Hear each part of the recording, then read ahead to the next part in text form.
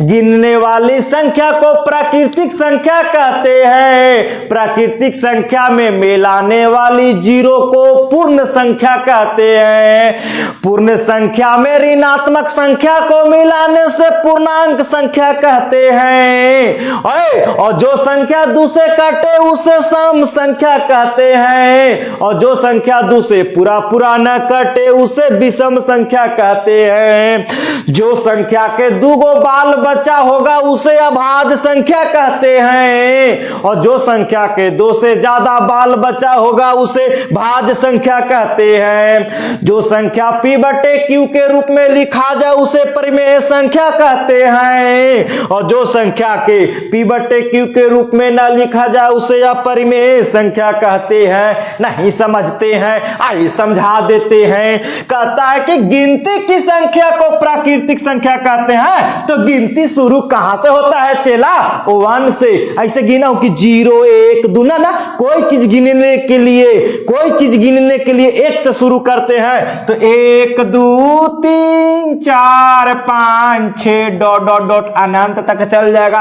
तो सबसे छोटी प्राकृतिक संख्या 1 होगा, सबसे बड़ी प्राकृतिक संख्या अनंत होगा। समझ गए? तो गिनती की संख्या को प्राकृतिक संख्या कहते हैं। और पूर्ण संख्या, गिनती की संख्या में 0 को मिलाने से पूर्ण बनता है। तो पहले गिनतिया वाला लिख लीजिए, 1 2 3 4 5 6 ऐसे लिख लीजिए और एकरे में मिला दीजिए 0 को। तो गिनती की संख्या में 0 को मिलाने से पूर्ण बनता है। कोई दिक्कत नहीं।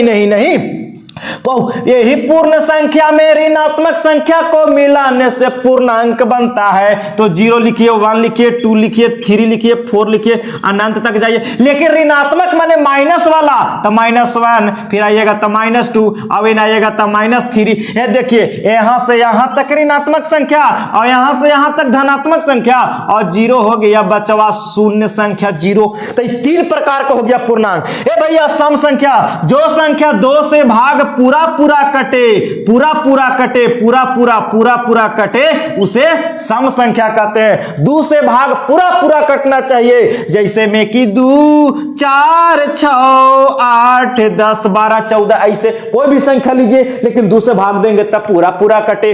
और जो संख्या 2 से पूरा भाग ना लगे, जैसे दशमलव में चल गया 1 3 5 7 9 11 13 ऐसे, तो ये सब विषम संख्या कहलाएगा। जैसे में कि 1 3 5 7 9 है ना 11 डॉट ऐसे। अब अभाज्य संख्या, जो संख्या के 2 बाल बच्चा रहते हैं, 2 गुणनखंड होना चाहिए। जैसे कि 2 जो है ना, 2 केवल 1 से कटेगा और अपने आप से और किसी से नहीं कटना चाहिए। 2 को गुणनखंड, 2 के बाद 3 होगा, 3 के बाद 5 होगा, 7 होगा, फिर 11 होगा, 9 नहीं होगा, 8 भी नहीं होगा, 10 भी नहीं। इस सब जो है ना देखिए 2 1 से और 2 से कटेगा, 3 1 से और खुद से कटेगा नहीं 3 से, 5 जो है 1 से और 5 से, मानो केवल 2 गो से कटे, 1 से और अपने आप से और किसी से नहीं। तो ऐसे बहुत सारा जेकर 2 गो बाल बच्चा।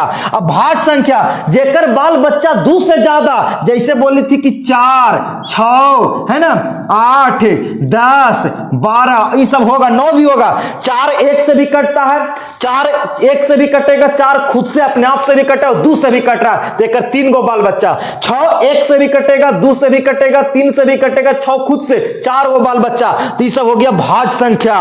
परिमेय संख्या, जो p/q के रूप में रहता हो लेकिन q नॉट इक्वल टू 0, जैसे में कि 2/3 परिमेय संख्या है ना, 1/5 परिमेय संख्या बट्टा में होना चाहिए और q के मान कभी भी 0 नहीं होना चाहिए। अपरिमेय संख्या जो p/q के रूप में नहीं रहता है ना, जैसे में कि √2 √3 √5 √6, मोटा मोटी बात कहे तो जो संख्या के पूरा वर्गमूल ना निकले वो सब अपरिमेय संख्या। समझ गए? तो ये सब संख्या के बारे में चर्चा हो गया, कोई दिक्कत नहीं। मजा आया तो वीडियो को दबा के शेयर कीजिए, जितने भी छोटे भाई बहन सीख जाएंगे। धन्यवाद।